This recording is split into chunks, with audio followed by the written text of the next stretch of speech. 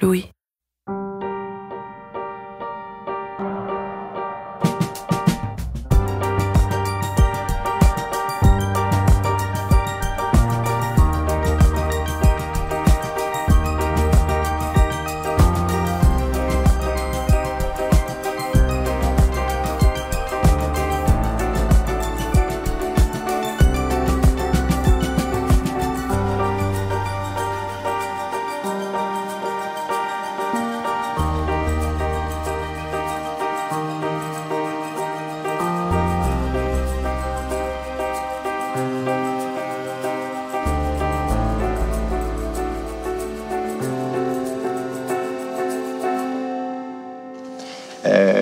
Vous avez été victime de votre père, vous aviez 15 ans.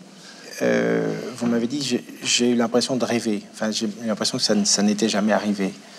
Oui, ça s'est passé une nuit. Et bon, après, le lendemain, quand je me suis réveillée,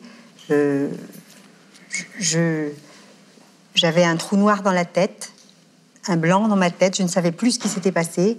J'étais horriblement angoissée, mais je savais seulement... Enfin, j'avais le souvenir de mon père sur moi et c'est tout. On est en 1986, dans les dossiers de l'écran. Émission très regardée d'une chaîne qui s'appelle encore Antenne 2.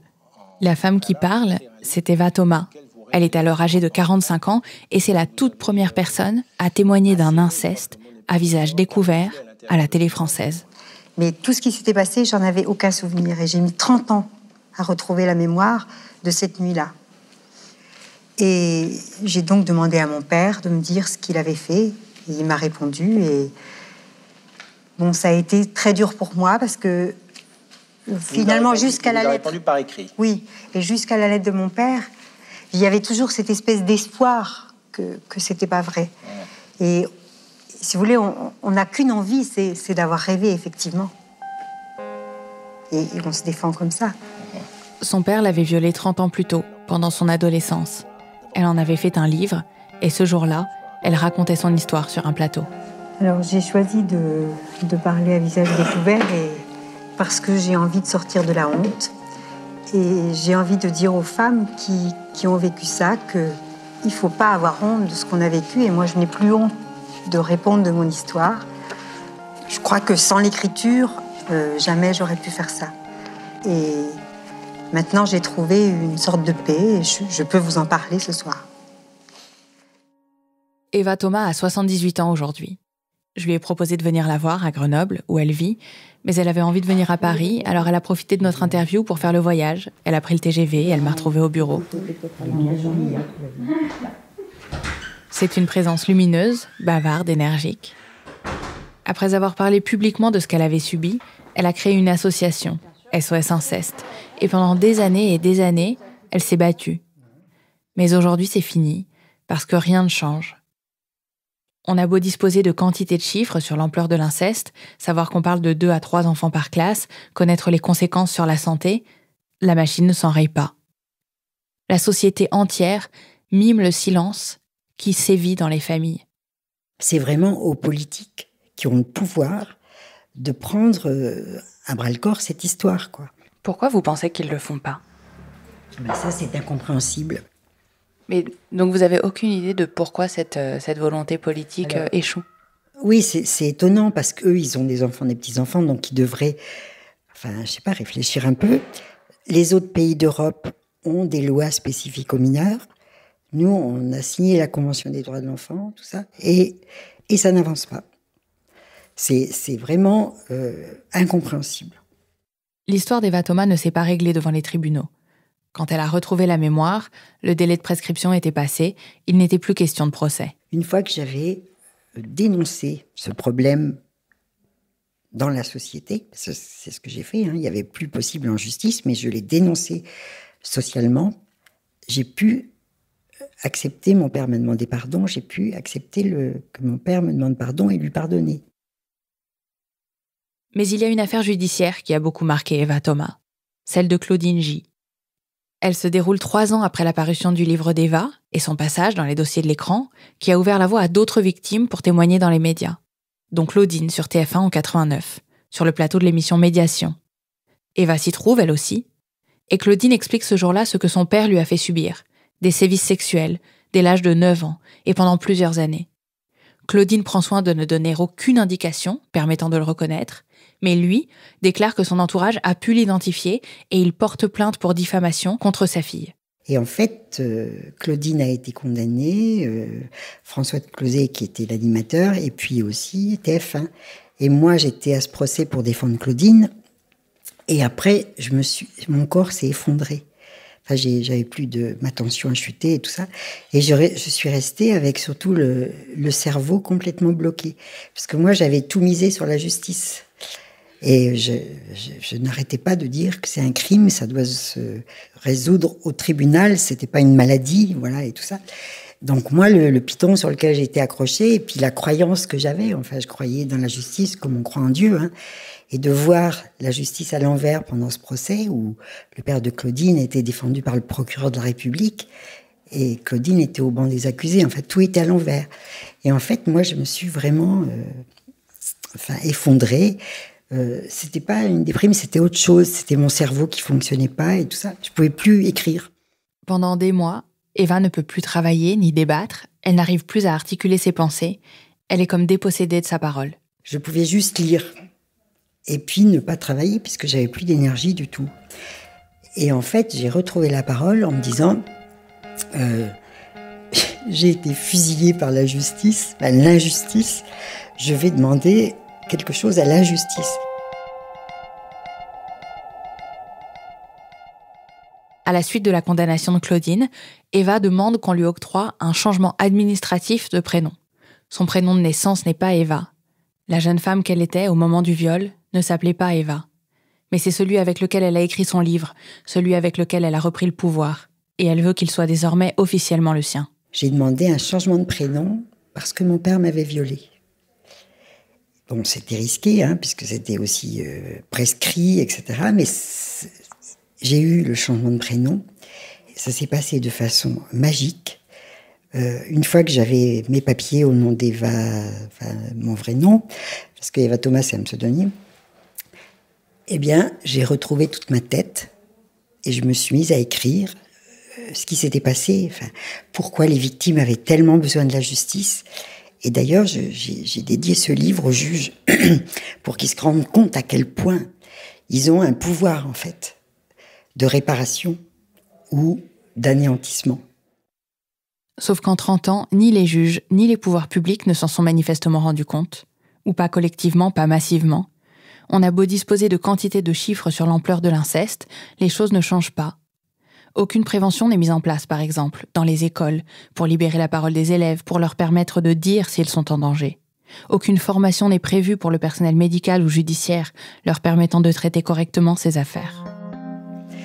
Et bon, c'est très décourageant, parce qu'à chaque fois, on a un immense espoir, et puis après, faut recommencer ailleurs, parce qu'il ne se passe rien.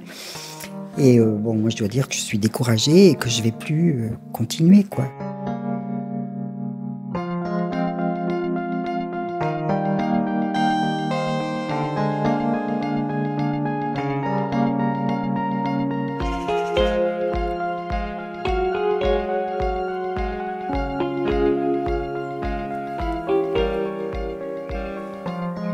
Ma rencontre avec la psychiatre Muriel Salmona, fondatrice de l'association Mémoire traumatique et victimologie, m'a donné le même sentiment de désillusion. Car en commençant sa carrière, il y a plus de 30 ans, elle avait pensé « ce qu'il faut, c'est que les pouvoirs publics sachent. Après, tout se réglera. » Ça montre bien qu'il y a quelque chose de très structurel, parce qu'on a tout en main. Il n'y a plus rien qu'on ne sait pas, en fait. Alors, toutes les excuses qu'on pouvait, les justifications qu'on pouvait trouver auparavant, parce qu'on ne savait pas, il y avait une méconnaissance, on ne savait pas les conséquences, etc. Tout ça, c'est plus vrai. Et malgré cela, l'inceste reste quelque chose qui n'est pas traité. On est dans des situations qui sont totalement délirantes. C'est-à-dire que les violences sexuelles, particulièrement sur les enfants, plus ils sont jeunes, plus leur cerveau est vulnérable, peuvent avoir des graves conséquences sur toute leur vie. Et ces conséquences-là pourraient être évitées si on intervenait, si on les protégeait et particulièrement si on les soignait. C'est-à-dire si on soigne les psychotraumatismes, il y a toute une cascade de conséquences très très graves qui en fait peut être évitée. On a toutes les connaissances sur ces conséquences-là. On a toutes les connaissances sur comment il faudrait agir, sur ce qu'il faudrait faire. On sait faire. On sait que le cerveau se répare. On sait que ces conséquences-là, on peut les éviter. Or, on ne le fait pas. Et toutes ces connaissances-là, on les a depuis plus de 20 ans. En France, on n'a rien mis en place pour faire un dépistage systématique des enfants victimes de violences sexuelles. On ne veut toujours pas poser systématiquement la question pour pouvoir savoir ce que vivent les enfants. Il n'y a pas d'offre de soins. Avoir subi l'inceste dans l'enfance, ça fait partie des premières causes de mortalité précoce, de suicide, de dépression à répétition, de troubles anxieux très graves, de troubles de conduite addictive, de risque de subir à nouveau des violences, de troubles cardiovasculaires, de troubles digestifs très lourds, de pulmonaires, immunitaires, de cancer, de diabète, d'hypertension artérielle. C'est un problème de santé publique majeur. Toutes les études le démontrent. On ne fait rien. Et il a fallu attendre le 2 mars 2017 pour qu'il y ait le premier plan de lutte et de mobilisation contre les violences faites aux enfants et pour qu'on parle de l'inceste à l'intérieur de ce plan de lutte. Mais depuis, ça est resté un peu lettre morte parce que, mis à part l'ouverture de 10 centres, parce qu'on les a demandés, parce qu'on a participé, on a travaillé pour le cahier des charges pour ces centres-là. Et puis, on ne forme pas les médecins. C'est-à-dire qu'actuellement, avec toutes les connaissances qu'on a sur les psychotraumatismes, on sait que les troubles psychotraumatiques, c'est au moins 70% de la psychiatrie. Donc, la psychiatrie, dans le cadre de la psychiatrie, 70% des troubles psychiatriques sont liés aux violences. Les psychiatres ne sont toujours pas formés à la psychotraumatologie. Ils ne sont pas formés à 70% de leur spécialité. Ça n'existe nulle part ailleurs. C'est quelque chose qui est inconcevable. Ça ferait un scandale épouvantable si les cardiologues n'étaient pas formés à traiter les coronaropathies. Là, on peut. Et sur le plan de la justice, ça n'avance pas davantage. Moi, je suis effondrée, effarée, interloquée, je sais pas ce qu'on fait, choquée, scandalisée par le fait qu'on a appris en septembre 2018 que depuis 10 ans, il y avait 40% de condamnations pour viol en moins alors qu'il y a plus de viols répertoriés. Pourquoi ça n'a pas fait de scandale ? Pourquoi personne n'en a rien à faire ?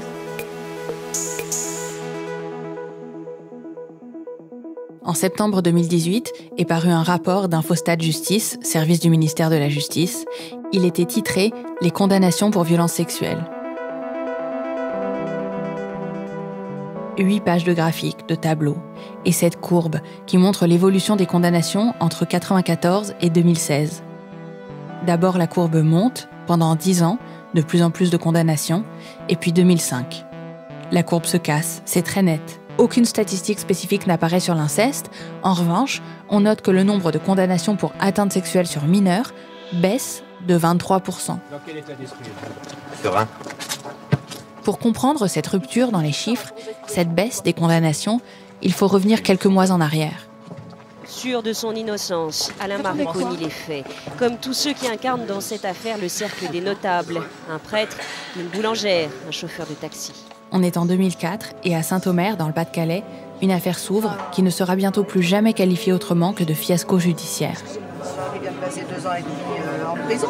On a tenu pendant 2 ans et demi, on devrait réussir à tenir encore 1 mois et demi, dans l'attente de l'acquittement. 4 ans plus tôt, à Outreau, à 1 heure de là, 4 enfants confient à leur assistante maternelle que leurs parents, Thierry Delay et Myriam Badawi, leur ont fait subir des violences sexuelles. Lors de l'enquête, des dizaines d'autres suspects sont entendus, dont un couple de voisins, Aurélie Grenon et David Delplanque. Les enfants auraient été abusés par leurs parents, par ses voisins et par d'autres, échangés dans des réseaux pédophiles. La Cour cet après-midi a procédé à la lecture de l'acte d'accusation, un moment pénible notamment pour les jurés. On a vu leur malaise grandir au fil des 150 pages, décrivant les attouchements, les viols, les sévices. Un cauchemar qui a duré 4 ans, peut-être davantage. L'affaire durera 15 ans, 3 procès, en 2004, 2005 et 2015. Au premier, aux assises, 10 personnes sont condamnées et emprisonnées, dont les parents, Thierry Delay et Myriam Badaoui, les voisins, Aurélie Grenon et David Delplanque, et 6 autres personnes. Mais au moment du procès en appel, Myriam Badaoui se rétracte et innocente les 6 autres. Elle explique qu'elle a menti, qu'à part eux 4, tout le monde est innocent. Ces 6-là deviendront un groupe homogène, appelé les acquittés d'Outreau.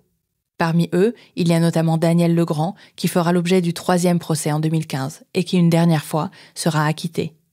Jacques Chirac lui-même, alors président, présentera officiellement des excuses aux acquittés, promettant des réformes pour que jamais un tel drame ne se reproduise. On va sans doute demander à ce qu'ils interviennent et qu'ils soient plus présents dans le procès, c'est-à-dire pas seulement le jour de leur audition proprement dite, parce qu'il nous paraît important que les enfants voient un petit peu les personnes qu'ils ont fait souffrir et surtout entendent les propos de ces personnes pour pouvoir éventuellement réagir. Du côté de la défense, on dénonce déjà l'absence de preuves, les fausses allégations. Paroles d'enfants contre paroles d'adultes. Le seul drame auquel tout le monde pense alors, c'est celui d'adultes, accusés à tort. Mais le fiasco judiciaire, c'est aussi celui des enfants. Car s'il y a eu différentes versions sur qui avait effectivement commis les violences, 12 mineurs, les Delay et d'autres, ont bien été reconnus victimes par la justice.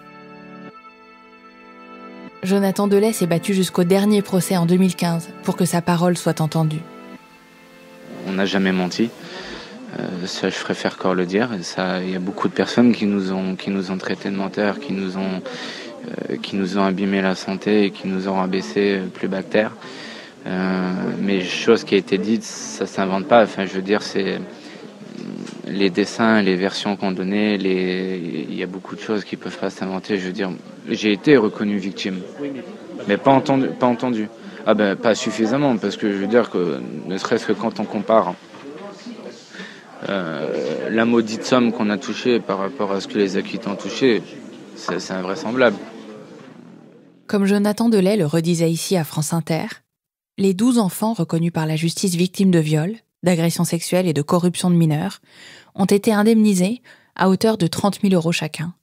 Les acquittés, eux, ont reçu jusqu'à plus d'1 million par personne. Et ce que beaucoup retiendront d'Outreau, c'est ça. C'est terrible. Un adulte accusé à tort, c'est terrible, un adulte qui souffre.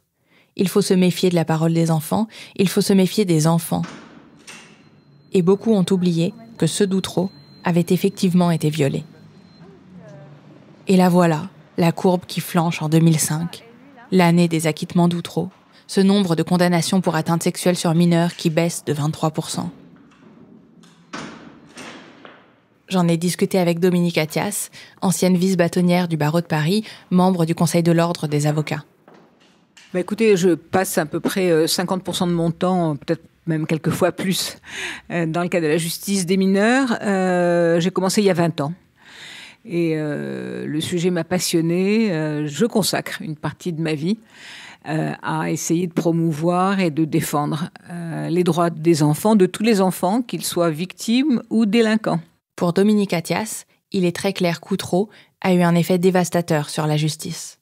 Tous ces magistrats ont été totalement traumatisés, parce que vous vous rappelez, comme tout le monde est tombé sur un magistrat, alors que c'était toute la chaîne qui avait failli.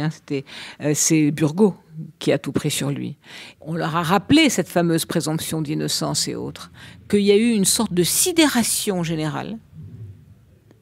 Comme on ne sait plus, comme il y a eu ce tremblement de terre, on ne bouge plus, on ne fait plus rien. Et puis il y a eu une réinvention collective quand même de ce qu'a été Outreau, parce qu'aujourd'hui on a l'impression, quand on pense à cette affaire, c'est l'histoire d'enfants qui ont menti et d'adultes accusés à tort. Mais c'est quand même des enfants qui avaient effectivement été victimes. Vous savez, c'est parce que ça a créé une confusion mentale chez tout le monde, et que cette confusion, à mon sens, n'est pas réglée. Et vous l'avez constaté, vous, après, de manière empirique, cette diminution des condamnations ? Oui, bah oui, bien sûr.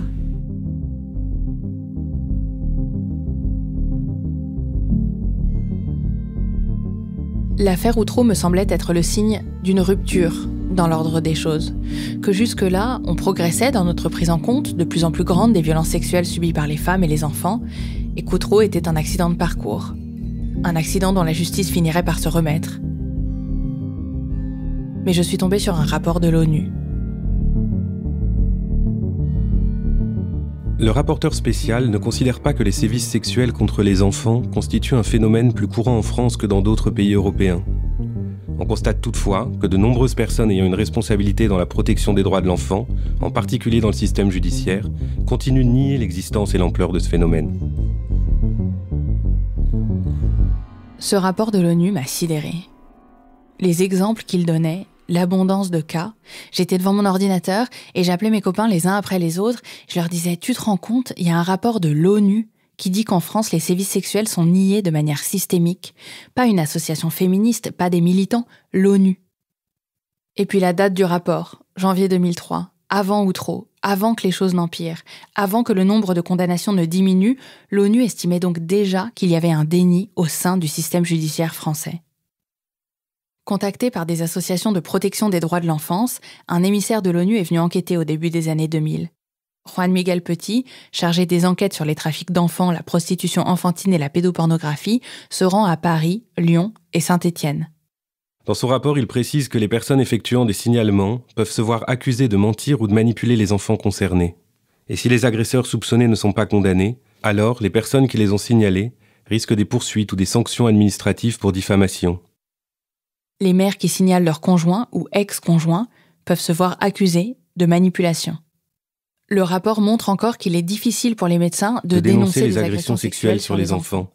Les professionnels de la santé encourent des risques dans ce domaine et rien n'indique que les médecins bénéficient de l'aide et du soutien du Conseil de l'Ordre des médecins français.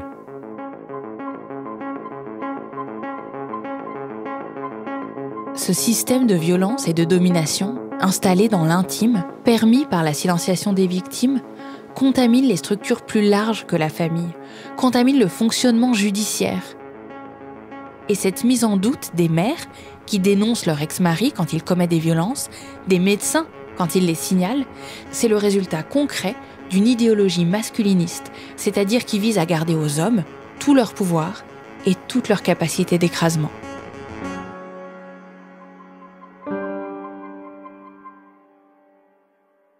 Dans les années 80, un certain Richard Gardner, décédé aujourd'hui, avance une théorie selon laquelle le plus souvent, un enfant qui dit être victime de violences sexuelles est en fait victime de manipulation de la part de sa mère, qui, elle, serait affectée par un prétendu syndrome d'aliénation parentale. Ce syndrome, qui n'a jamais été reconnu par aucune instance scientifique, a pourtant fait son chemin jusqu'en France, importé par des courants masculinistes, c'est-à-dire des courants violemment antiféministes, qui craignent une féminisation de la société. Patrick Jean, je suis réalisateur de films, et puis j'écris aussi un peu, et mon dernier livre s'appelle La loi des pères. J'ai rencontré Patrick Jean à l'occasion de la publication de ce livre, La loi des pères, début 2020. C'est une enquête qui montre comment l'idéologie masculiniste protège la pédocriminalité. Patrick Jean explique notamment comment les masculinistes se sont servis des thèses de Gardner pour asseoir l'idée selon laquelle les pères se feraient avoir dans les affaires de divorce. Et la justice donnerait tout le temps raison aux femmes qui manipuleraient les enfants pour leur faire dénoncer à tort des violences sexuelles. Je me suis approché des mouvements masculinistes à Montréal il y a 10 ans. C'était en 2007 que j'ai commencé. Et c'était 2007-2008, une époque où ils avaient vraiment le vent en poupe. Ils avaient mené des grandes opérations de communication en grimpant sur les ponts de Montréal, en bloquant la circulation. Et donc ils étaient tout le temps dans les médias, on parlait beaucoup d'eux. Ils étaient souvent invités dans la presse, à la télévision. Et donc je les ai approchés sous une fausse identité, parce que s'ils avaient googlisé mon nom, ça ne marchait pas. Et en me faisant passer pour un militant de la cause des hommes. Et donc, j'ai pu les approcher, les connaître et comprendre aussi comment ils fonctionnaient hors caméra. Parce qu'évidemment, ils n'ont pas tout à fait le même discours. Et c'est là que j'ai découvert tout un pan de leur pensée qui est dans le déni des violences conjugales d'une part, mais aussi des violences sexuelles faites aux enfants. Et donc, du coup, j'ai pu entendre des tas de confidences sur leur stratégie politique et sur l'idée qu'évidemment tous ces mouvements qui sont des mouvements officiellement de pères et de défense des pères, de la paternité, etc., de pauvres pères qui ont été privés de leurs enfants. En réalité, il me le disait très clairement, c'est une vitrine, on pourrait dire une vitrine marketing, pour un mouvement qui est un mouvement de défense des droits des hommes. Les droits des hommes, évidemment, ce serait un peu bizarre, ça passerait mal. En revanche, les pères ont la cote, à la fois dans les médias, mais dans la culture. La question du père, c'est quelque chose d'extrêmement sensible. Le père, c'est celui qui est le chef de la famille, traditionnellement, qui a un droit sur sa famille, sur le corps de la femme et des enfants. Donc, la figure du père, elle est vraiment la clé de voûte de l'organisation sociale. Et d'ailleurs, c'est pas un hasard si on parle de père pour un chef d'État. Le roi, on disait que c'était le père. Hein. Le Dieu, c'est le père. Le président de la République, c'est le père de la nation. C'est comme ça qu'on le surnomme. Il y a tous les pères spirituels. Les curés, on dit mon père. Le pape, ça veut dire papa. Abbé aussi. Et puis, même des patrons. Il y a souvent des métaphores pour des chefs d'entreprise. Il y a même tout un courant de pensée à la fin du 19e qui s'appelle le paternalisme, où on considère que le chef d'entreprise, le patron, doit se comporter comme un père avec ses ouvriers et ses employés. Donc la figure du père, elle est intouchable, c'est la clé de voûte de toute l'organisation sociale. Et donc eux, ils l'ont bien compris, ils ont bien compris que dès qu'ils s'exprimaient pour la défense des droits des pères, tout à coup, ils avaient le soutien de toute la presse. Patrick Jean explique que les masculinistes se réfèrent très souvent à Richard Gardner. Est-ce que vous pouvez me parler de Richard Gardner, me raconter un petit peu qui c'était ? Alors, Richard Gardner, c'est un psychologue. Il a menti sur ses titres. Il a fait croire qu'il était professeur à l'université, c'était pas le cas. Il a menti sur tout. Et donc, il a développé une théorie qui est en fait une redite d'une théorie qui existait au début du 19e siècle. Je ne sais pas s'il le savait. Au début du 19e, quand on commence à légiférer pour limiter les agressions sexuelles d'enfants, pour interdire qu'on touche aux enfants sexuellement, eh bien, il y a des médecins qui, immédiatement, vont produire des théories. Alors, ça s'appelait, par exemple, l'hétéroaccusation génitale, et qui consiste à dire que quand un enfant signale une agression sexuelle dont il est victime, il faut considérer que c'est faux, que c'est sa mère qui lui a mis ça dans la tête, et que, finalement, c'est la mère qui veut se venger d'un notable, d'un curé, d'un maire ou d'un mari gênant, et que donc elle a tout inventé et qu'il n'y a pas eu d'agression sexuelle. Et Gardner, dans les années 1970 et 80, va reprendre ça, et il va appeler ça le syndrome d'aliénation parentale. Et là, il va théoriser avec un vocabulaire plus moderne, évidemment, et qui a l'air un peu scientifique, l'idée que chaque fois qu'on dénonce des agressions sexuelles d'enfants, eh bien, c'est la mère qui s'est approprié l'enfant et lui a mis dans la tête, l'a persuadé qu'il avait été agressé sexuellement pour écarter le père, parce que les femmes, tout ça dans des stéréotypes évidemment très misogynes, les femmes sont évidemment des louves qui s'approprient leurs enfants et qui évidemment n'affrontent pas de face, elles sont rusées, enfin c'est les vieux stéréotypes sur les femmes. Pour Gardner, 90% des enfants qui dénoncent une agression sexuelle masculine souffrent en fait du syndrome d'aliénation parentale de leur mère. Dans ses livres, on trouve aussi des propos faisant l'apologie de la pédophilie. Dans l'un, il écrit qu'il y a un peu de pédophilie en chacun de nous. Dans un autre, que c'est parce que la société surréagit à la pédophilie que les enfants en souffrent, et que la pédophilie peut améliorer la survie de l'espèce humaine en servant des objectifs de procréation. Il note encore, dans un troisième ouvrage, que les enfants sont naturellement sexuels et peuvent initier des relations sexuelles en séduisant l'adulte, ou encore que l'abus sexuel n'est pas nécessairement traumatisant. Le facteur déterminant pour savoir si l'abus sexuel sera traumatisant pour l'enfant est l'attitude sociale envers ces rencontres. So that I decided I couldn't call this phenomenon a programming or brainwashing, but I had to give it a name that would encompass both of these contributions, and I introduced the term parental alienation syndrome. Dans cette vidéo de 1998, Richard Gardner donne une conférence. Il est présenté par un avocat, Carrie Lind, qui pratique encore le droit et dont le site internet s'appelle « Divorce pour les hommes ». Gardner a l'air fringant, il a une allure de scientifique rigoureux, des petites lunettes, une cravate bleue, un costume sobre. Il explique comment il a élaboré ce concept en entendant un enfant mentir et a décidé de parler de syndrome car c'est un terme qui permet de caractériser un ensemble de symptômes. Ce mot de syndrome permet aussi d'imaginer qu'il s'agit d'un concept médical, ce qui est faux. Comme la plupart des articles de Gardner ont été auto-publiés, ils n'ont pas fait l'objet d'une relecture scientifique par ses pairs. Son concept n'a jamais été intégré au DSM, le manuel diagnostique et statistique des troubles mentaux de l'Association américaine de psychiatrie et qui fait référence en la matière.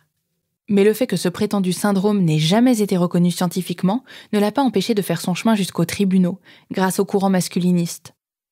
De fait, c'est autour de la question de la paternité que les masculinistes se sont fait connaître en France. Peut-être que vous vous en souvenez, c'était en 2013, ils escaladaient des grues pour se faire entendre et réclamaient des droits de garde.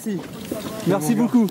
Quand ils descendaient, leurs propos révélaient leur misogynie, comme Serge Charnay, qui parlait des femmes qui nous gouvernent et des bonnes femmes qui les pensent incapables de changer une couche. Que la cause des papas n'est pas entendue, que les femmes qui nous gouvernent se foutent toujours de la gueule des papas et qu'il va falloir se battre beaucoup plus. Donc je crains qu'il y ait encore des papas qui désespèrent encore longtemps. On viendrait ce soir la chercher, il y aura plus personne. Patrick Jean tisse un lien très clair entre masculiniste et maltraitance des enfants, dont l'inceste. Les masculinistes sont obsédés par le maintien de la figure du père comme toute puissante, régnant sur les femmes et les enfants, et disposant des corps des autres selon leur bon vouloir. Je lui ai demandé de lire un passage de son livre. Travailler sur la question des pères est rentable médiatiquement. Montrer un homme qui pleure par amour pour ses enfants ne peut laisser indifférent et personne ne peut s'en offusquer. Affirmer défendre les droits des papas permet de défendre ceux des hommes sans jamais l'afficher. Cette stratégie m'a donc été décrite comme très payante, preuve à l'appui dans les extraits de presse et d'émissions de télévision où les journalistes posaient la question de la souffrance paternelle. Enfin, on parlait des hommes.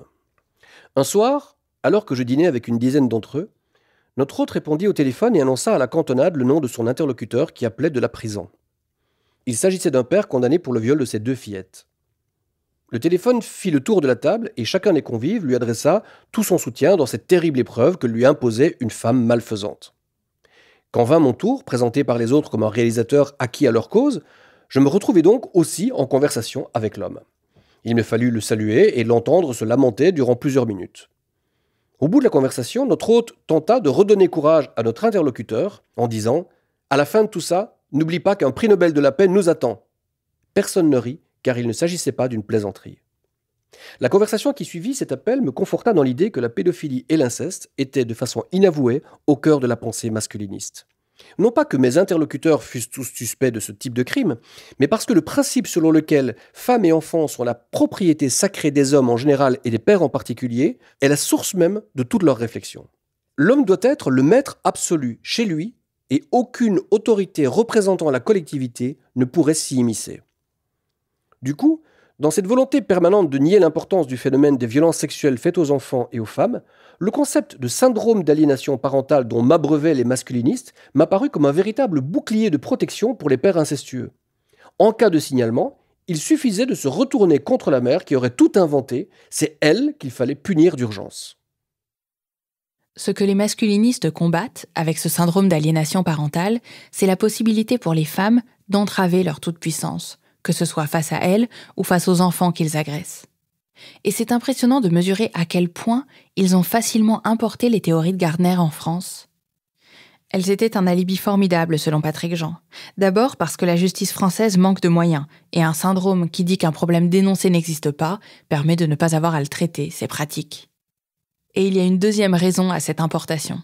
Deuxièmement, ça entre en résonance avec la culture dominante qui est extrêmement stéréotypée du point de vue des sexes et qui reste assez misogyne.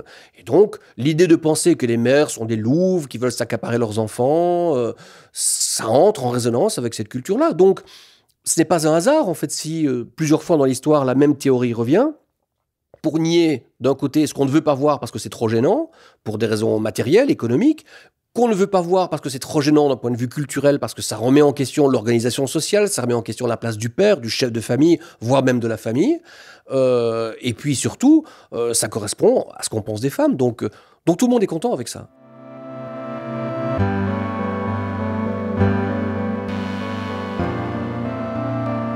Le système judiciaire français fait exactement ce qu'espéraient les masculinistes, banaliser la mise en doute de la mère.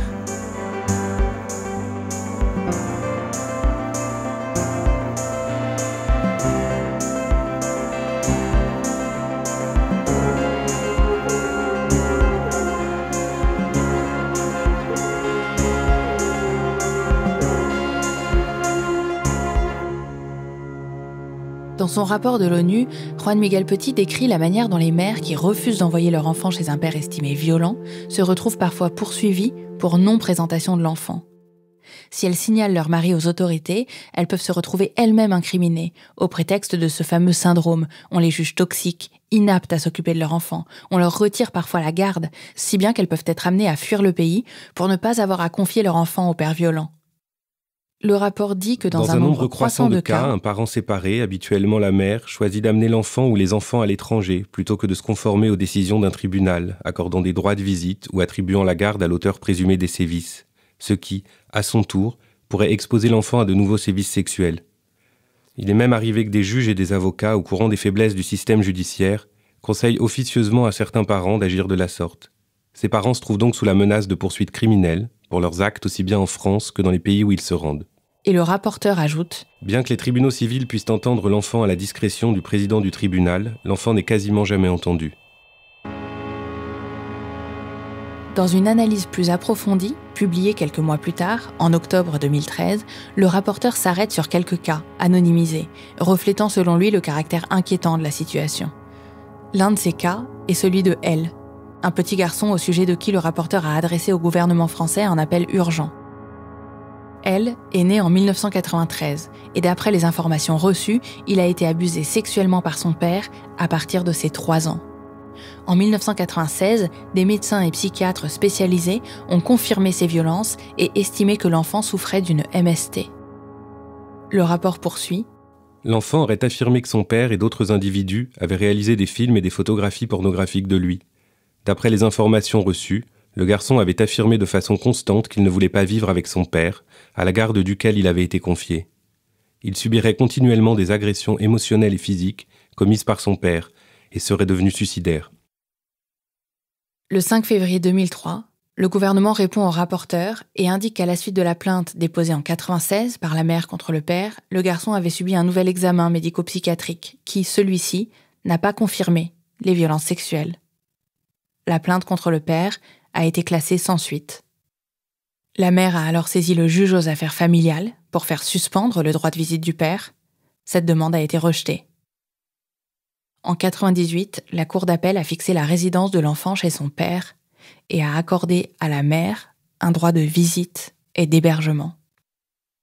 Le rapporteur précise encore : dans sa réponse, le gouvernement a indiqué que les psychiatres et les psychologues qui avaient examiné l'enfant estimaient que ce dernier avait mal interprété des gestes tendres ou maladroits de son père, et que la mère, qui avait été également examinée par un psychiatre, s'était persuadée que son fils subissait des abus.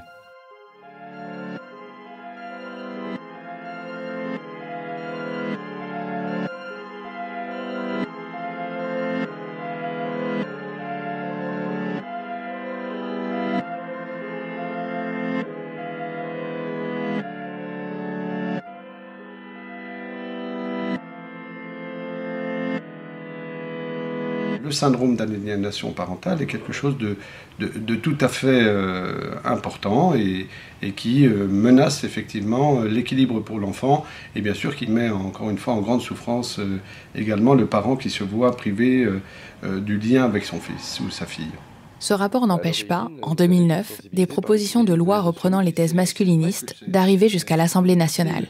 Le syndrome d'aliénation parentale n'est pas reconnu comme tel actuellement, mais je crois qu'il y a une évolution qui doit s'opérer.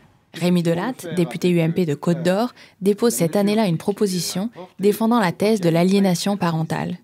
Celle-ci prévoyait même des amendes ou des peines de prison pour les parents présumés menteurs. Les masculinistes, dont le but est toujours de préserver le pouvoir des hommes sur les femmes et les enfants, parviennent à convaincre des élus du bien-fondé de leur combat. Surtout, le système judiciaire est resté terriblement perméable à ces théories masculinistes. Patrick Jean donne plusieurs exemples de figures acquises à la cause du syndrome d'aliénation parentale qui ont une influence concrète sur la justice. Alors on va essayer de comprendre ce parcours avec notre invité Paul Bensoussan. Bonjour, merci d'être l'invité d'affaires suivante. Vous êtes psychiatre, expert psychiatre, notamment pour la Cour de cassation. C'est le cas par exemple de Paul Bensoussan, invité régulier des plateaux télé. On ne sait pas modifier l'orientation érotique de quelqu'un. Quelqu'un qui a une orientation pédophile ne peut pas, même avec des thérapies, évoluer et changer son orientation érotique. Ça ne viendrait à l'idée de personne. Si quelqu'un a une fixation érotique sur les femmes blondes, de le guérir pour qu'il puisse aimer les jeunes femmes brunes. Ça n'existerait pas. C'est pareil pour la pédophilie. Dès 1999, il publie Inceste, le piège du soupçon. Sur son site, on trouve un extrait d'un documentaire dans lequel il s'exprimait sur le syndrome d'aliénation parentale. Ces enfants deviennent tellement convaincants quand on les écoute que le parent aliénant peut de bonne foi apparaître comme sincère. Vous savez, on a des Lui qui est intervenu dans un colloque de SOS Papa sur le thème de l'enfant écarté du père et s'inquiète des dérives de la protection de l'enfance, il est expert auprès de différents tribunaux et intervenant à l'École nationale de la magistrature.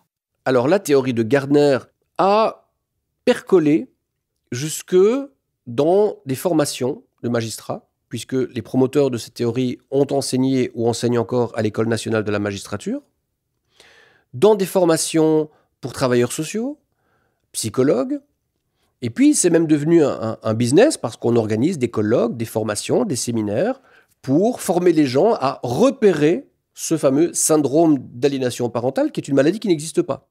La justice française a d'ailleurs été si bien contaminée que la sénatrice Laurence Rossignol, fin 2017, interpellait la garde des Sceaux sur la prise en compte de ce prétendu syndrome dans les jugements rendus par les juges pour enfants. Elle s'inquiétait de ce qu'il sert à nier le statut de victime en inversant les responsabilités, alors même qu'aucune autorité scientifique n'avait jamais reconnu un tel syndrome et que le consensus scientifique soulignait le manque de fiabilité de cette notion.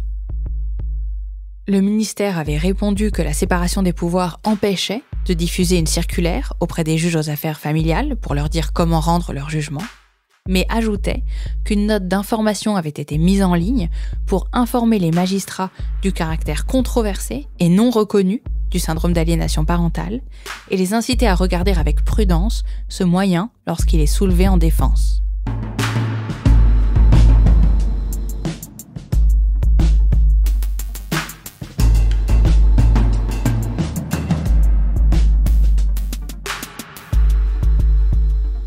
Au-delà de la question du syndrome d'aliénation parentale et de l'emprise du discours masculiniste, ou même des conséquences d'outreau, c'est toute la manière dont la justice perçoit les enfants qui est problématique. C'est ce que m'a expliqué l'avocate Dominique Attias. Est-ce que vous voyez l'inceste aussi comme une forme de cette violence-là que les parents, et les pères notamment, ou les patriarches, les grands-pères, les oncles, etc., ont le droit de faire subir aux enfants comme des objets qui leur appartiennent ? Totalement. L'enfant était un objet, puisque, j'allais dire, on pouvait en faire ce qu'on voulait. Je suis dans la toute-puissance, tu n'es là que pour satisfaire mon plaisir, mes désirs, mes ordres. Tu es taillable et corvéable à merci, et bien évidemment, si j'ai besoin de satisfaire une pulsion, tu es là et tu dois te soumettre. Regardez la bataille et les colibés que les défenseurs de l'absence de violence ordinaire, ce qu'ils ont mis dans un raccourci la fessée, ont subi. Il y a eu une levée de boucliers de toute la société avec une manière d'essayer de ridiculiser les personnes qui voulaient protéger les enfants. Mais les violences ordinaires, c'est quoi ? Tu n'as pas le droit de toucher un enfant parce qu'il est petit et qu'en conséquence, il ne pourra pas se défendre. Donc, on commence par ça. C'est le premier geste pour empêcher aussi les autres. Et ça a été une vraie et rude bataille. Alors que dans les autres pays, en tout cas dans les pays où il y a moins de patriarcat, les pays du Nord notamment, ça n'a pas posé de problème une seconde.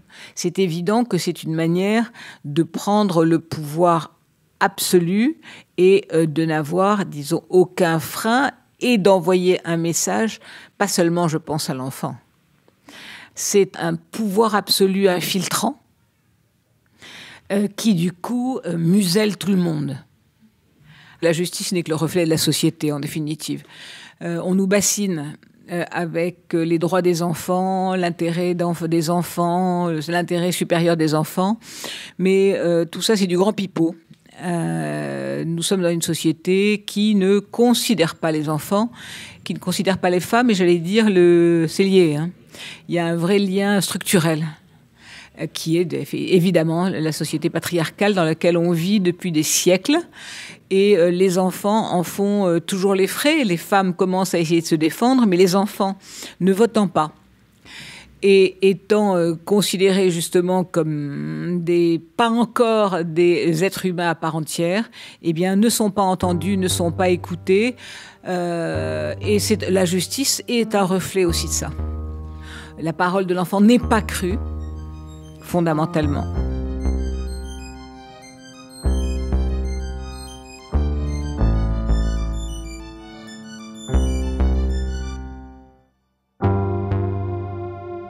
Il m'a longtemps semblé absurde que l'ensemble de la société réplique si bien les mécanismes à l'œuvre dans les familles, que la justice, les pouvoirs publics soient à ce point aveugles et défaillants et écrasent avec tant de facilité les femmes et les enfants qui lui demandent de l'aide, que l'idéologie masculiniste avance avec tant d'aisance, que les institutions oublient continuellement, comme les individus, les chiffres et la gravité du problème, que leur inertie soit à l'image des proches qui disent « c'est dur » et détournent le regard.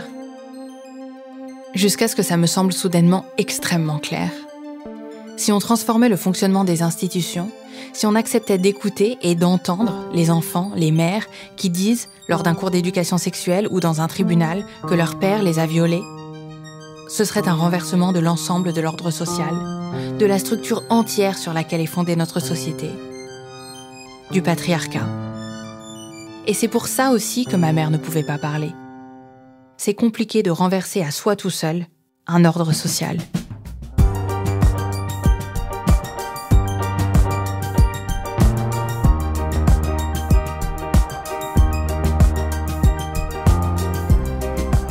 Je m'appelle Charlotte Pudlewski et vous écoutez Ou peut-être une nuit, une série du podcast Injustice de Louis Média, réalisée par Anna Bui. Merci à Hugo Lindenberg pour sa lecture du rapport de l'ONU.